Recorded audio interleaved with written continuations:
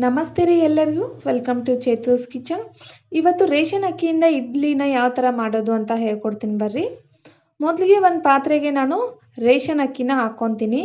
ಒಂದು ಅಳತೆಗೆ ಅಂತ ಒಂದು ಲೋಟ ತೊಗೊಂಡ್ಬಿಟ್ಟು ಆ ಲೋಟದಿಂದ ನೀವು 3 ಲೋಟದಷ್ಟು ರೇಷನ್ ಅಕ್ಕಿನ ಹಾಕ್ಕೊಳ್ಳಿ.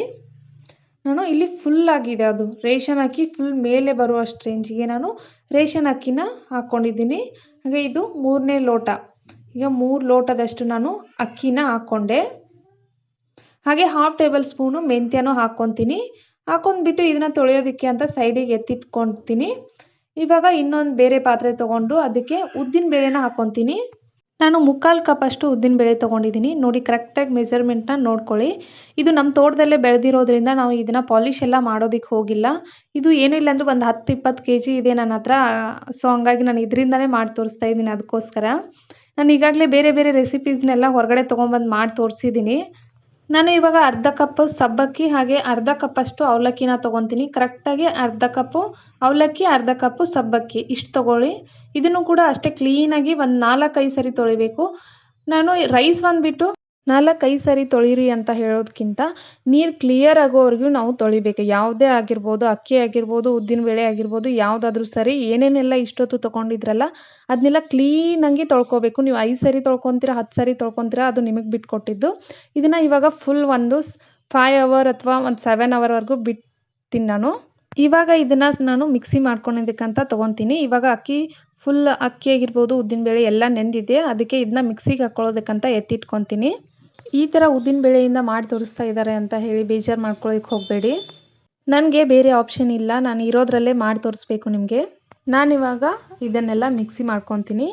ಅಕ್ಕಿ, ಉದ್ದಿನಬೇಳೆ ಹಾಗೆ ಸಬ್ಬಕ್ಕಿ ಮತ್ತು ಅವಲಕ್ಕಿನ ಎಲ್ಲನೂ ನೆಂದಿದೆ, ಅದನ್ನ ಮಿಕ್ಸಿ ಮಾಡ್ಕೊತೀನಿ. ಇವಾಗ ತುಂಬ ಜನ ಹೇಳ್ತಾರೆ ಉದ್ದಿನಬೇಳೆ ಆ ಥರ ಇರಬೇಕು, ಉದ್ದಿನಬೇಳೆ ಗಟ್ಟಿ ಗುಂಡಕ್ಕಿರಬೇಕು ಅಥವಾ ಉದ್ದಿನಬೇಳೆ ಜಾಸ್ತಿ ಹಾಕಬೇಕು. ಅದು ಯಾವುದೂ ಇಲ್ಲ. ಉದ್ದಿನಬೇಳೆ ಎಲ್ಲ ಉದ್ದಿನಬೇಳೆನೂ ಒಂದೇ ಥರ ಇರುತ್ತೆ, ಅದ್ರಾಗೆ ಯಾವ ಡಿಫ್ರೆನ್ಸು ಇರೋದಿಲ್ಲ. ಇವಾಗ ನೀವು ಇದನ್ನು ತರಿಯಾಗಿ ಹಾಕ್ಕೋಬೇಕು. ತುಂಬ ಸ್ಮೂತಾಗಿ ಹಾಕ್ಕೊಳ್ಳೋದಕ್ಕೆ ಹೋಗಬೇಡಿ.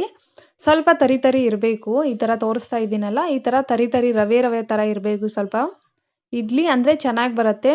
ಸ್ವಲ್ಪ ಇದು ಆಗುತ್ತೆ, ಫ್ಲಫಿಯಾಗಿ ಬರ್ತವೆ ಆ ಥರ ಹಾಕೋದ್ರಿಂದ. ಸ್ಮೂತಾಗಿ ಹಾಕಿದರೆ ಅದು ಏನು ತೊಂದರೆ ಇಲ್ಲ, ಅದು ಕೂಡ ಚೆನ್ನಾಗೇ ಬರುತ್ತೆ. ಆದರೆ ಈ ಥರ ತರಿ ಹಾಕೋದ್ರಿಂದ ಸ್ವಲ್ಪ ಬೆಸ್ಟ್, ಇಡ್ಲಿ ಚೆನ್ನಾಗಿ ಬರುತ್ತೆ ಅಂತ. ಇವಾಗ 2ನೇ ಜಾರ್ ಕೂಡ ಆಯಿತು. ನಾನು ಎಲ್ಲನೂ ಮಿಕ್ಸಿ ಮಾಡ್ಕೊತೀನಿ. ಇವಾಗ ಉದ್ದಿನಬೇಳೆ ಮಾತ್ರ ಸ್ಮೂತಾಗಿ ಮಿಕ್ಸಿ ಮಾಡ್ಕೊಳ್ಳಿ. ಅಕ್ಕಿನ ಏನು ಮಾಡಬೇಕು, ತರಿಯಾಗಿ ಮಿಕ್ಸಿ ಮಾಡ್ಕೋಬೇಕು. ಉದ್ದಿನಬೇಳೆನ ಸ್ಮೂತಾಗಿ ಮಾಡ್ಕೋಬೇಕು. ನನಗೆ ಗೊತ್ತಾಗದೆ ನಾನು ಚಿಕ್ಕ ಡಬ್ಬಕ್ಕೆ ಹಾಕಿ ಇಟ್ಕೊಂಡಿದ್ದೆ. ಸೊ ಹಂಗಾಗಿ ಇದನ್ನು ದೊಡ್ಡದಕ್ಕೆ ಸ್ವಲ್ಪ ದೊಡ್ಡ ಪಾತ್ರೆಗೆ ಟ್ರಾನ್ಸ್ಫರ್ ಮಾಡ್ಕೊತಾ ಇದ್ದೀನಿ. ಏನು ಅಂದ್ಕೊಳ್ಳೋದಕ್ಕೆ ಹೋಗಬೇಡಿ. ಇವಾಗ ಮಿಕ್ಸಿ ಜಾರ್ ಕೂಡ ನಾನು ತೊಳೆದು ಇದಕ್ಕೆ ಹಾಕ್ಕೊಂಡಿದ್ದೀನಿ. ಸ್ವಲ್ಪ ನೀರಿಂದ ತೊಳೆದು ಇದಕ್ಕೆ ಹಾಕ್ಕೊಂಡಿದ್ದೀನಿ. ಇದನ್ನು ಕೈಯಿಂದ ಚೆನ್ನಾಗಿ ಕಲಿಸ್ಬೇಕು. ಮಿನಿಮಮ್ ಒಂದು 5-7 ಮಿನಿಟ್ಸ್ ಈ ಥರ ಒಂದು ಸ್ವಲ್ಪನೂ ಬಿಡದೆ ಕಂಟಿನ್ಯೂಸ್ ಆಗಿ ಈ ಥರ ನೀವು ರೊಟೇಟ್ ಮಾಡಬೇಕು. ಇದನ್ನು ಈ ಥರ ಮಾಡಿಟ್ರೆ ತುಂಬ ಚೆನ್ನಾಗಿ ಹಿಟ್ಟು ಉದುಗ್ ಬರುತ್ತೆ. ಇಷ್ಟು ನೋಡಿ ಎಷ್ಟು ಪರ್ಫೆಕ್ಟಾಗಿದೆ. ಈ ಥರ ಮಾಡಿ ಫುಲ್ ಓವರ್ ನೈಟ್ ನಾನು ಇದನ್ನು ರೆಸ್ಟಿಗೆ ಅಂತ ಇಡ್ತೀನಿ. ನಾನು ಇದ್ರ ಕೆಳಗಡೆ ಒಂದು ತಟ್ಟೆ ಇಟ್ಬಿಟ್ಟು ಹಾಗೆ ಇದನ್ನು ಹಾಟ್ ಪ್ಲೇಸಲ್ಲಿ ನಾನು ಓವರ್ ನೈಟ್ ಎತ್ತಿಡ್ತೀನಿ. ನೀವು ಕೋಲ್ಡ್ ಇರೋ ಪ್ಲೇಸಲ್ಲೆಲ್ಲ ಇಡೋದಕ್ಕೆ ಹೋಗಬೇಡಿ, ಯಾಕಂದರೆ ಹಿಟ್ಟು ಚೆನ್ನಾಗಿ ಉದುಗ್ ಬರಲ್ಲ. ಅದು ಕೆಳಗಡೆ ಒಂದು ಪ್ಲೇಟ್ ಇಟ್ಟರೆ ಬೆಸ್ಟು. ಇವಾಗ ಮಾರ್ನಿಂಗ್ ಆಗಿದೆ. ಈ ಹಿಟ್ಟು ನೋಡಿಬಿಟ್ಟು ನಂಗೆ ಫುಲ್ ಟೆನ್ಷನ್ ಆಗಿಬಿಡ್ತು. ಯಪ್ಪ, ಇದೆಲ್ಲ ಕ್ಲೀನ್ ಮಾಡಬೇಕಲ್ಲ ಅಂತ ಒಂದು ಕಡೆ, ಇನ್ನೊಂದು ಕಡೆ ಇಡ್ಲಿ ಚೆನ್ನಾಗಿ ಬರುತ್ತೆ ಅಂತ ಖುಷಿ. ಹಿಟ್ಟು ಎಷ್ಟು ಉದುಗ್ ಬರುತ್ತಲ್ಲ ಅಷ್ಟು ಚೆನ್ನಾಗಿ ಇಡ್ಲಿ ಬರುತ್ತೆ. ನಾನು ಹಾಕಿರೋ ಇಷ್ಟು ಚಿಕ್ಕ ಲೋಟದಲ್ಲಿ ಇಷ್ಟೊಂದೆಲ್ಲ ಹಿಟ್ಟು ಉಬ್ಬಿ ಎಷ್ಟು ಚೆನ್ನಾಗಿ ಬಂದಿದೆ ನೋಡಿ. ಫುಲ್ ಒಂದು ದೊಡ್ಡ ಪಾತ್ರೆನೇ ತುಂಬಿಕೊಂಡಿದೆ ನೋಡಿ. ಇಷ್ಟು ಪರ್ಫೆಕ್ಟಾಗಿ ಈ ಥರ ಬರಬೇಕು ಇಡ್ಲಿ ಅಂದರೆ ಚೆನ್ನಾಗಿ ಬರುತ್ತೆ ನೋಡಿ. ನಾನು ಹಾಕಿರೋ ಇಷ್ಟು ಚಿಕ್ಕ ಲೋಟ, ಅದು ಇಷ್ಟೊಂದೆಲ್ಲ ಹಿಟ್ಟಾಗಿದೆ. ಇದನ್ನೆಲ್ಲ ಯಾವ ಥರ ಖಾಲಿ ಮಾಡಬೇಕು ಅಂತಲೇ ಗೊತ್ತಾಗ್ತಿಲ್ಲ ನನಗೆ. ಅದೆಲ್ಲ ಇದು ಆದಮೇಲೆ ಸ್ವಲ್ಪ ಕಡಿಮೆ ಆಗುತ್ತೆ. ಉಪ್ಪು ಎಲ್ಲ ಹಾಕಿ ಸ್ವಲ್ಪ ಸ್ಪೂನಿಂದ ತಿರುವಿದ್ರೆ ಸ್ವಲ್ಪ ಕಡಿಮೆ ಆಗುತ್ತೆ. ಬಟ್ ಆದರೂ ಹೇಳ್ತಾ ಇದ್ದೀನಿ, ಅಂದರೂ ಇಷ್ಟೊಂದೆಲ್ಲ ಹಿಂಗೆ ಖಾಲಿ ಮಾಡಬೇಕು ಅಂತ ಟೆನ್ಷನ್ ಮಾತ್ರ ಇದೆ. ಇವಾಗ ರುಚಿಗೆ ತಕ್ಕಷ್ಟು ಉಪ್ಪು ಹಾಕ್ಬಿಟ್ಟು ಇದನ್ನು ಚೆನ್ನಾಗಿ ಕಲಸಿ ಎಲ್ಲನೂ. ಈ ಥರ ಬಂದರೆ ಆಟೋಮೆಟಿಕ್ ನೀವು ಏನು ಟೆನ್ಷನ್ ಮಾಡ್ಕೊಳೋದೇ ಬೇಡ, ಚೆನ್ನಾಗಿ ಬಂದೇ ಬರುತ್ತೆ ಇಡ್ಲಿ ಮಾತ್ರ. ನಾನು ಇವಾಗ ಇಡ್ಲಿ ಪಾತ್ರೆಯಲ್ಲಿ ನೀರು ಕಾಯೋದಕ್ಕೆ ಅಂತ ಇಟ್ಕೊತೀನಿ. ಇದು ಫುಲ್ ಕುದಿ ಬರಬೇಕು ನೀರು. ಅರ್ಧಂಬರ್ಧ ಎಲ್ಲ ಕುದಿ ಬಂದಾಗ ನೀವು ಇಡ್ಲಿ ಸ್ಟ್ಯಾಂಡ್ನ ಇಟ್ಕೊಳೋದಕ್ಕೆ ಹೋಗಬೇಡಿ. ಇವಾಗ ಇಡ್ಲಿ ಪಾತ್ರೆಗೆ ಸ್ವಲ್ಪ ಎಣ್ಣೆ ಹಚ್ಕೊಂಡು ನಾನು ಹಿಟ್ಟನ್ನು ಹಾಕ್ಕೊತೀನಿ ಇದಕ್ಕೆ, ಬ್ಯಾಟರ್ನ ಇದಕ್ಕೆ ಹಾಕ್ಕೊತೀನಿ. ಎಷ್ಟು ಸ್ವಲ್ಪ ಸ್ವಲ್ಪ ಕಡಿಮೆನೇ ಹಾಕ್ಕೊಳ್ಳಿ, ಜಾಸ್ತಿ ಹಾಕ್ಕೊಳ್ಳೋದಕ್ಕೆ ಹೋಗಬೇಡಿ, ಇಲ್ಲಾಂದರೆ ಮೇಲಿನ ಸ್ಟ್ಯಾಂಡ್ಗೆಲ್ಲ ಅಂಟ್ಕೊಳತ್ತದು, ಮೇಲಿನ ಪ್ಲೇಟ್ಗೆ. ಸೊ ಹಂಗಾಗ್ಬಿಟ್ಟು ಸ್ವಲ್ಪ ಸ್ವಲ್ಪನೇ ಹಾಕ್ಕೊಳ್ಳಿ.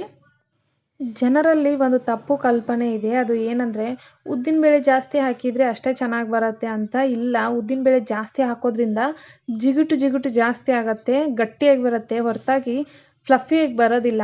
ಈ ಥರ ನೀರು ಕುದ್ದ ಮೇಲೆ ನಾನು ಇದಕ್ಕೆ ಸ್ಟ್ಯಾಂಡ್ ಇಟ್ಟು ಇದನ್ನು ಒಂದು 10 to 15 ಮಿನಿಟ್ಸ್ ನಾನು ಬೇಯಿಸ್ಕೊತೀನಿ. ಇಡ್ಲಿನ ಬೇಯಿಸ್ಕೊಂಡಾದ್ಮೇಲೆ ತೆಗೆದು ತೋರಿಸ್ತೀನಿ, ಓಕೆನಾ.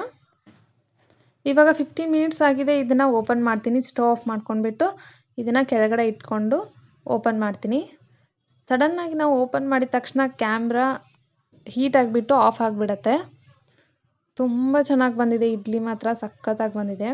ನೀವು ಯಾರಿಗಾದರೂ ಬರ್ಡೇ ಅಥವಾ ಆ್ಯನಿವರ್ಸರಿ ವಿಶ್ ಮಾಡಬೇಕಾದ್ರೆ ನನಗೆ ಕೆಳಗಡೆ ಕಮೆಂಟಲ್ಲಿ ನನಗೆ ಅವ್ರ ಹೆಸರನ್ನ ಹಾಗೆ ಡೇಟ್ನ ಮೆನ್ಷನ್ ಮಾಡಿ, ನಾನು ಅವ್ರಿಗೋಸ್ಕರ ಅಂತ ಹೇಳಿಬಿಟ್ಟು ಒಂದು ಸ್ಪೆಷಲ್ ರೆಸಿಪಿನ ಮಾಡಿ ತೋರಿಸ್ತೀನಿ.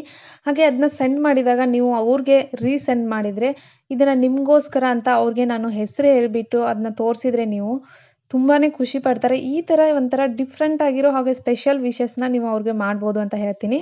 ನನ್ನ ವಿಡಿಯೋ ನಿಮ್ಗೆ ಇಷ್ಟ ಆದರೆ please like, share and subscribe my channel. Thanks for watching. Bye bye.